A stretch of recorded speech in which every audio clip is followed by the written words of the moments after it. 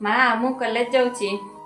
हो ठीक अच्छी हेले शुण कॉलेज रु शीघ्र घर को पलि आसबू। हाँ आज लिसार बर्थडे मु कॉलेज रु डायरेक्ट तांको घर को पळेबी मोर आसु आसु टिके लेट हेबो।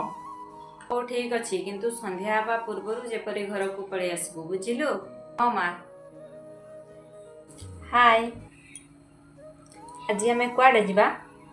आज आम एमती जगह को जीवा जो तुम्हें आ मो छड़ा कई नथिबे। अरे मो झील आज कुआडे गला आसिकी राति 9टा हेलानी से घर को आसीनी। हेलो हाँ किए? मु पुलिस स्टेशन रु इंस्पेक्टर कहूची।